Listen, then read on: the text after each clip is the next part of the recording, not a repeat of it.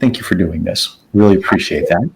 And for folks who may not be familiar with you, do you mind sharing just like a real brief intro to who you are as a team leader and as a real estate agent? Yeah, my company is the Jon and Leslie Foster Real Estate Group. So my partner and my wife, Leslie Foster, work together. And we've been licensed a little over 20 years here in Northern California and the San Francisco Bay Area. So again, operating the Jon and Leslie Foster Real Estate Group between staff and our wonderful agents is about 70 of us now. So we've grown quite a bit from the Jon and Leslie Foster solo agent days, but it's been really exciting, and we are still looking to grow and serve our clients here in the San Francisco Bay Area as best we can. Okay, and I'm curious about that because that's a lot of agents. Are you just there in that Castro Valley area, or are you expanded out from there in other locations as well? Great question. Yeah, our physical office is in Castro Valley, California, right in downtown Castro Valley, which is Alameda County. So very easy for us to serve all of Alameda County, but we've branched out into Contra Costa County, a little bit into San Joaquin County, like Tracy, Mountain House.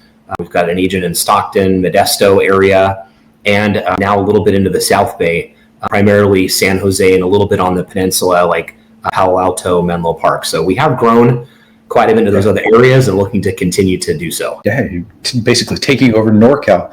That's great, man. Congrats on the success.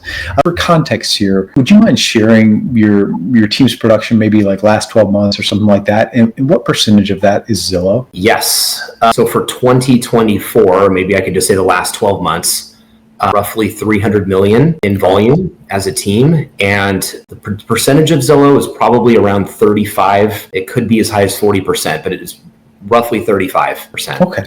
So pretty good percent of your business. And by the way, congrats on the success. That's amazing. And I'm curious, so you've got 70 agents there.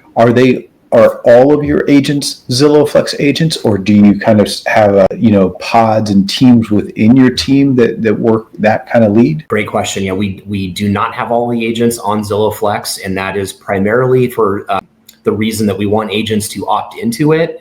And when they decide to opt into it, we want them to work it to the best of their ability, to the highest capacity that they can devote to it.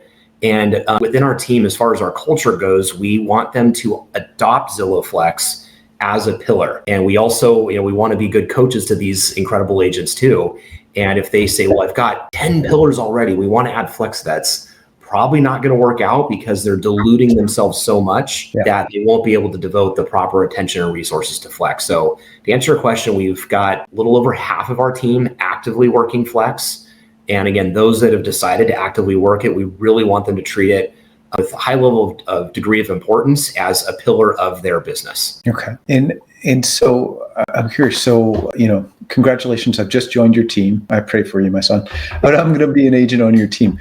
I know I'm going to go through Zillow's Academy and all of that if I want to be on the Zillow Flex team. But before I get there, I'm assuming I'm going to have some sort of onboarding training to come onto the Jon and Leslie team. Is that going to, aside from the basics of real estate and the basics of working in your team, is there anything in that initial onboarding that's going to be Zillow Flex related, or is that going to come later once I've sort of earned the opportunity and opted into it? First of all, Brian, you're going to be great. Welcome to the team.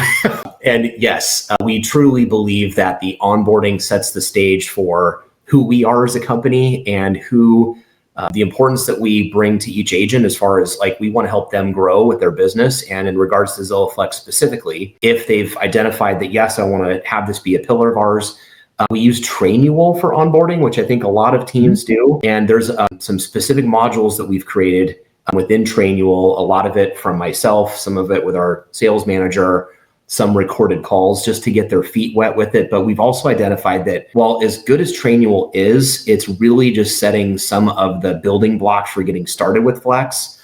So ongoing, we do the ALM training live in our office, and that's scheduled periodically. And for maybe those that are watching this that have never heard of ALM before, that are new to Flex, it's appointment, location, motivation, and it works for any lead source really. But Zillow specifically has rolled this training out to team leaders years ago, and it's very effective. The calls should be less than 3 minutes, not 10, but less than 3. And simply book the appointment, determine the location that motivated them to book the appointment in the first place. And then motivation is not to pry, but it's to understand Let's say, I'll give you an example. They might say, well, my daughter's starting kindergarten next year and we want to be in this neighborhood around this elementary school because that's the school that we would really like her to go to. Perfect. I'm going to be able to pull other listings in that neighborhood to be able to show them on our first appointment. So that is the bulk of the ongoing training that we have. Beyond that, any individualized one-on-one coaching with the agent that is maybe struggling with Flex or needs help, we'll book with our sales manager, myself, Leslie, or one of the more experienced agents on the team. Okay. And say that back the way I heard it. You said there's going to be Zillow-specific ALM scripting dialogue training. That's going to be every so often. How often approximately, by the way, are you doing that? Twice a month. And we do make it mandatory for the new agents for sure that are onboarding.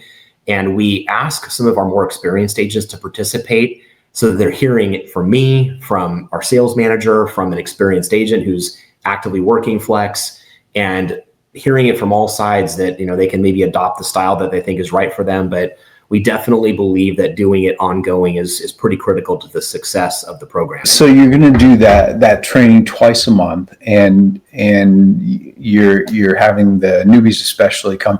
I'm curious. So different people define newbie in different ways.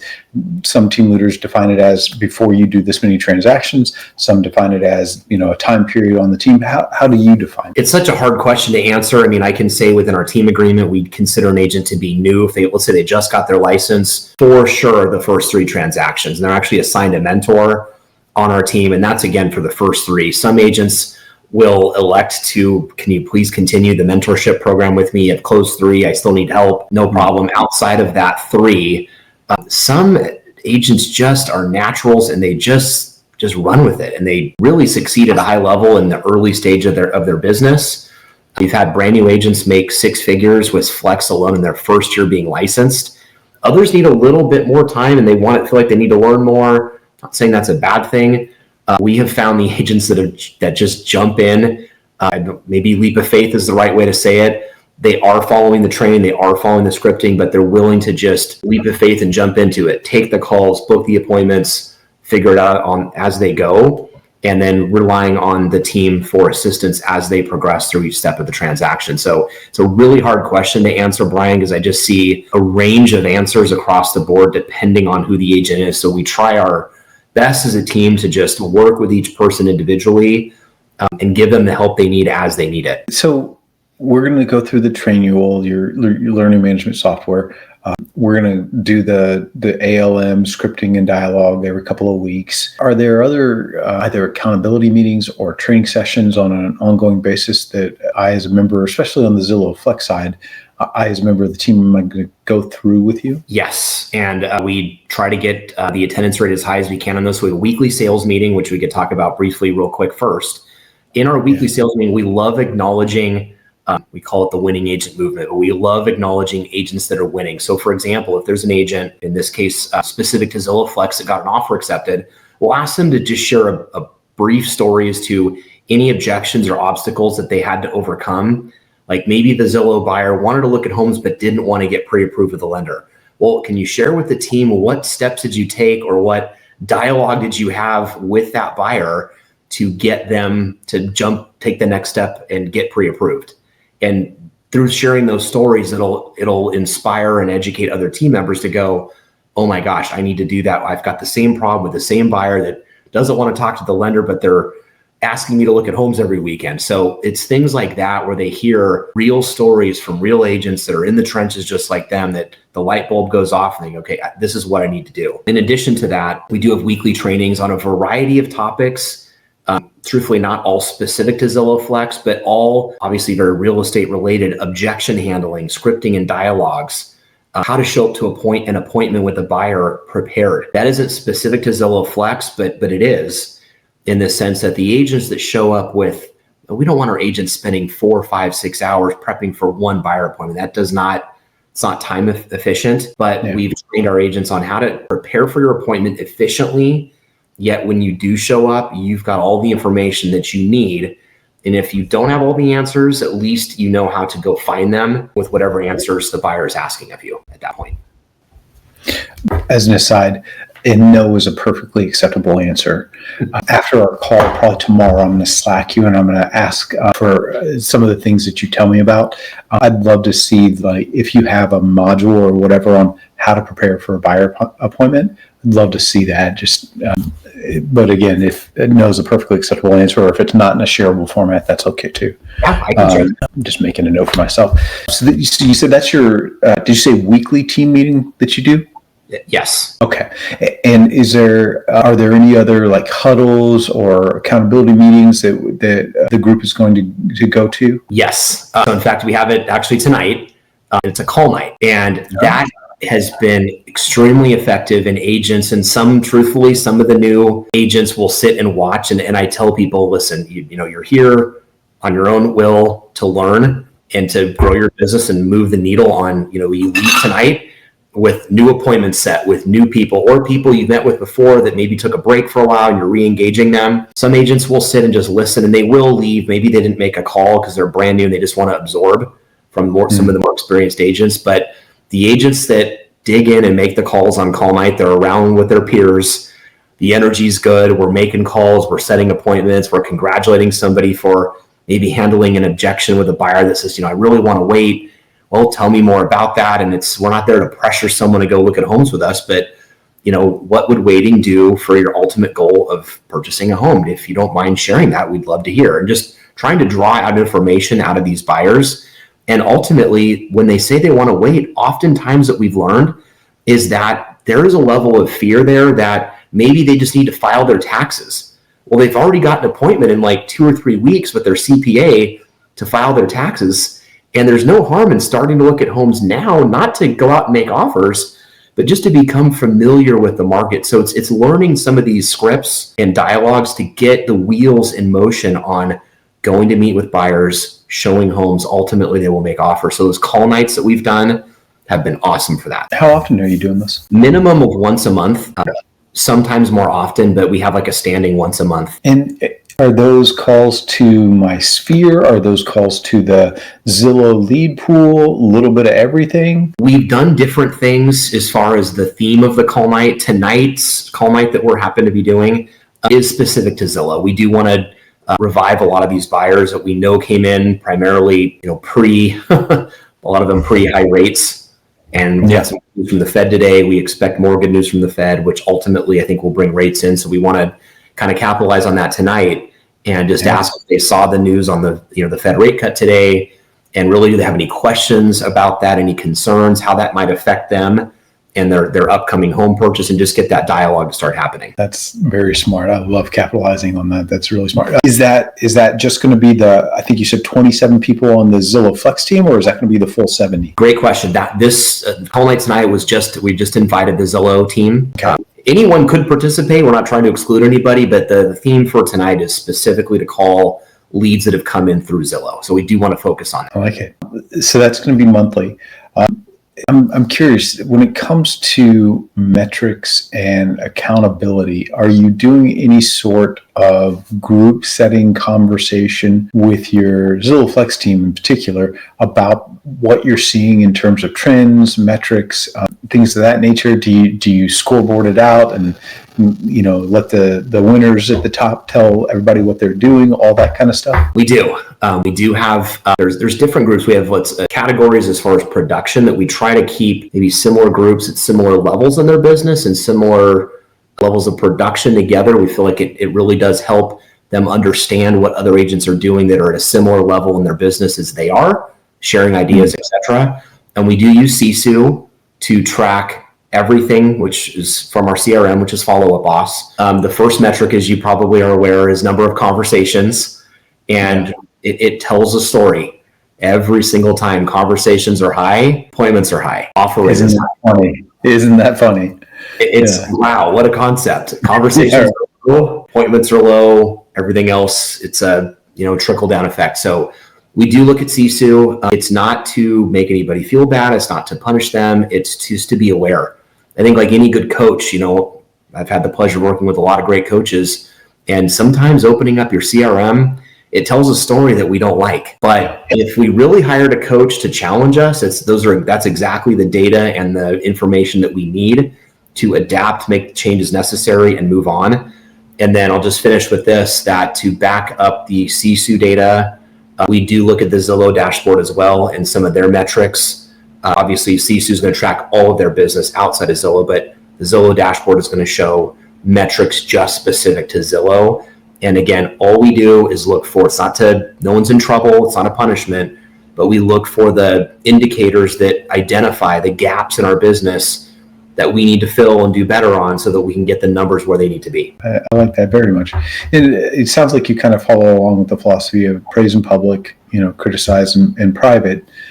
Do you that those folks who are maybe not succeeding in the role that they could be or would want to be, what do you do about that? A great question. The sales meetings are, people work for a living, die for recognition. We've all heard that. It's more recognition in a sales meeting, which is public. It's the whole company. There are some opportunities we take that we feel are constructive in the sales meeting to point out maybe a missed opportunity, but we don't want to highlight somebody in front of the whole team and make them feel bad about it. So we try to be careful about that.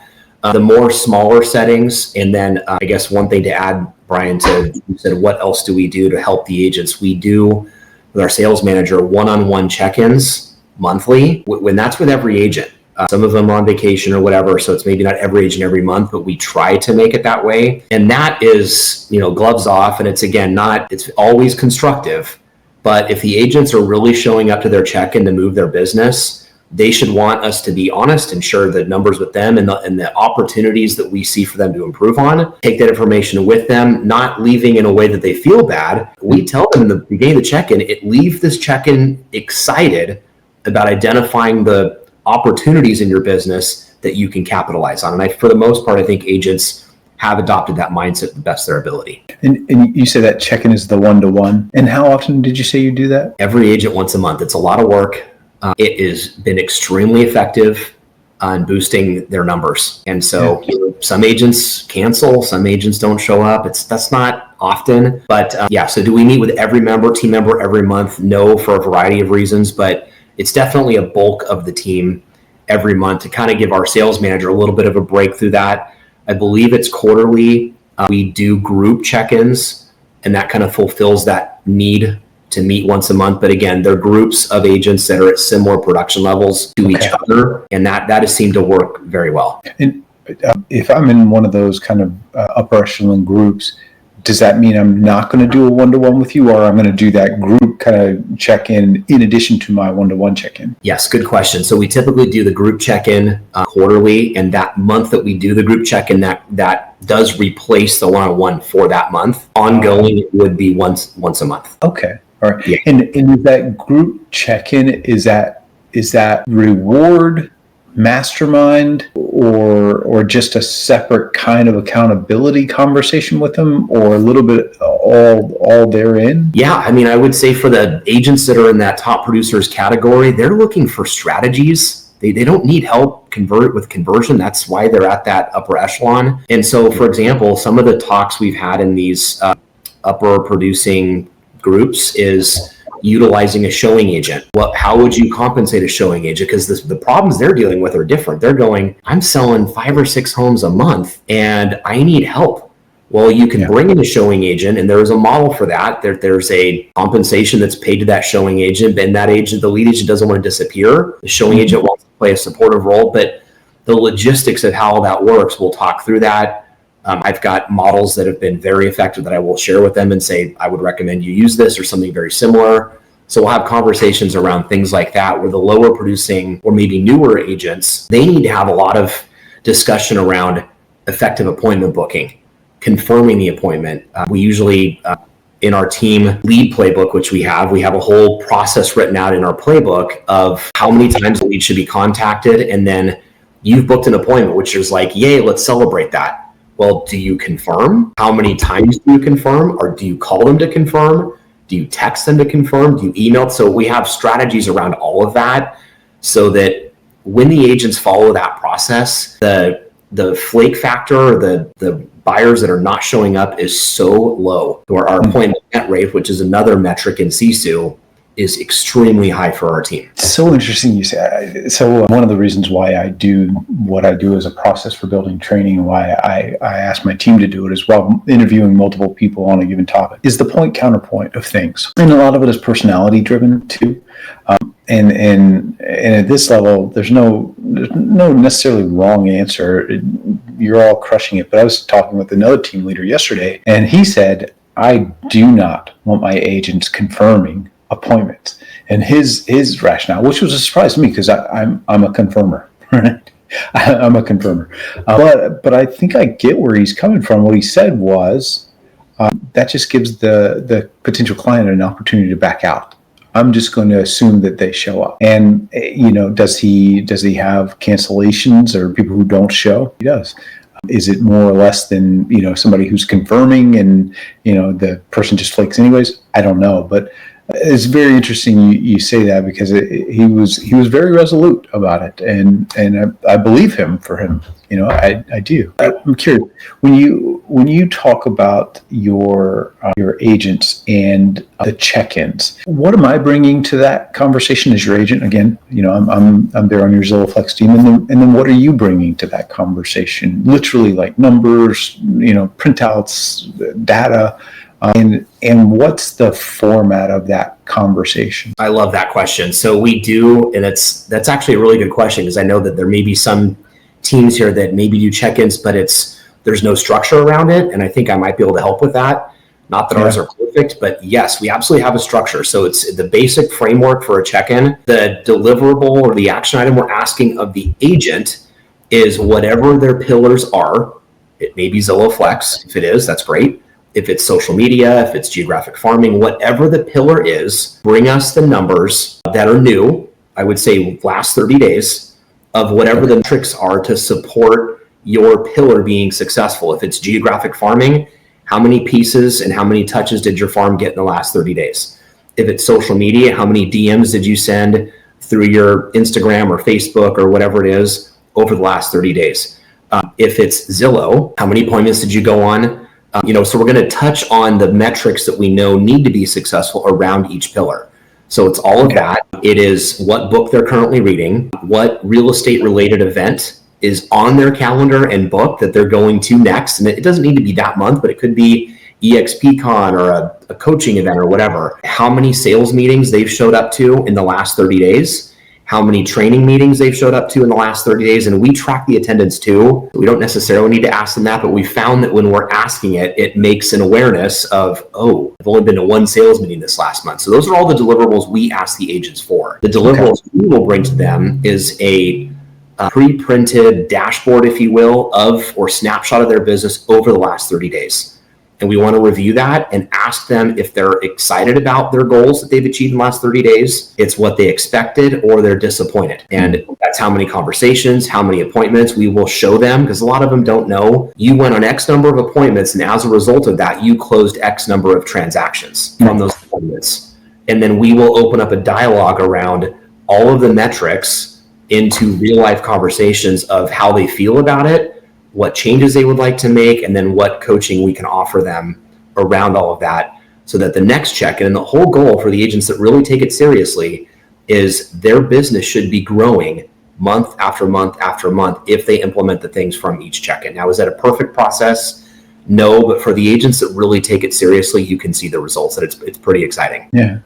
Do you give them the context of how they're performing versus everybody else on the team? Yes, we do use Sisu. A lot of agents will ask, they're competitive. And so, we can show company stats. It's pretty widely available publicly on our Sisu team account. So they can see where they're ranking amongst their peers. And, compete, but not compare, right? The old saying. And so that's fine. I think if that's something that moves the agent and they go, I want to be top 5. We do have a quarterly top producers dinner at my home here every single month. We hire a private chef. It's just a lot of fun. And agents, they want to be at those dinners, and you can see them fighting. It's like, I'm number 6. I got to get to number 5 to be at the dinner. We do that every quarter. So there's fun things that we'll do in addition to that just, rewarding agents for hard work is really, really important. I was joking about joining your team, but now I know that there's an opportunity for a private dinner with a personal chef. I'd like to know where the application is. Hired, yes. That's a really good point about not demotivating folks, but making sure people understand what is possible. And a leaderboard does a really great job of that. But take me down the journey of I'm not doing what I should be doing. Now I know with Zillow Flex, Zillow is going to dial me back, right? But for you, what does that look like when you see me not doing what I'm supposed to be doing, even if Zillow is dialing me back? How do you deal with that? I think I understand the question. So if we've identified, let's just say through metrics, that the appointment setting rate for a particular agent is extremely low, would that be an example of what you're asking, and how can we turn that around? I'm not asking for the appointment in the first 60 seconds. My appointment set rate sucks. My appointment met rate sucks. My conversion to client sucks. Any of those things, if I'm not kind of living up to expectations, what do you do about that? It's a great question. It's something that I still strive to be better at. Myself and our sales manager, I think, have the formula pretty dialed in. And I heard this from coaches years ago, that every problem in every agent's business can easily be solved by looking in their CRM. And at first, I think I dismissed that and go, no, that's not true. Not every problem. I do believe it to be true. And I'll take that one step further. Within Follow Up Boss, we can see almost all of the metrics specific to Zillow Flex, which I know this training is about, to dig deeper. An agent is telling us, John, I'm doing all the right things, but I can't get any appointments booked. We're going to the Zillow dashboard at that point, and we're listening to the calls. That almost always, when it seems like they're claiming to do everything that they've been taught, we go back and listen to the call. They're 8 minutes long. They're 11 minutes long. Way too long is what the industry has identified as a bad call, where things just start to go sideways.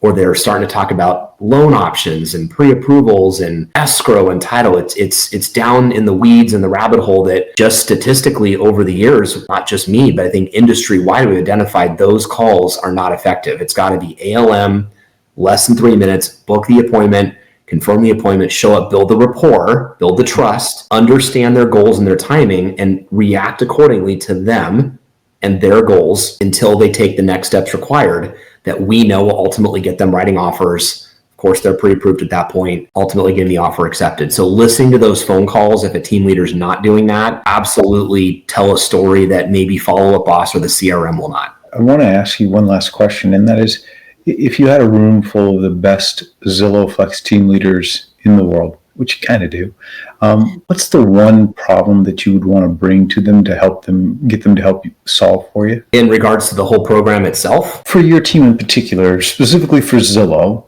what's the challenge that's been dogging you, or that you maybe you've solved it in a certain way, but maybe not to your expectations? What's that one thing that you would really want to know from other team leaders? That's a great question. I mean, I think that the best answer I can give is mindset, which may not be the answer most people would expect to hear. They might say something about appointment set rate or something, but I do believe that if an agent is doing great 1 month, let's say they close 5 Zillow deals in a month, which would be incredible for 1 month, and then they just kind of fall off the radar. It's like, what happened? You had such a good month. Like, well, did you stop prospecting? Did you get too confident?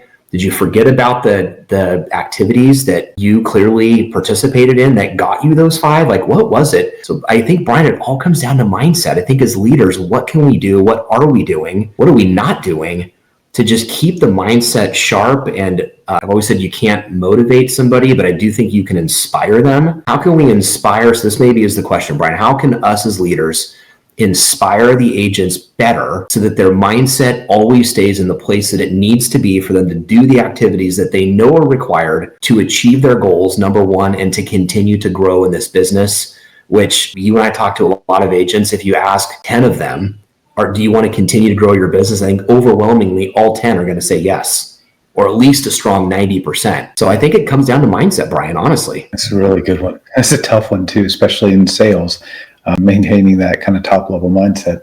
Do you play video games? Well, my son does all the time. So it's just, hey, Dad, he'll throw the controller in my hand. I'm not very good at it, but yes, I do play with my son, and he's really teaching me, like, yes, Dad, do that. Thinking back to your childhood, where maybe you played like, Nintendo or whatever and all those types of things.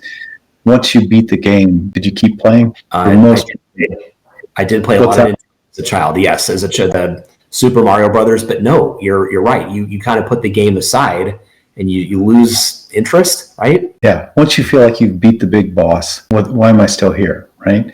And so for a lot of my career basically is trying to answer the question that you just asked, right? And I don't have a solid answer.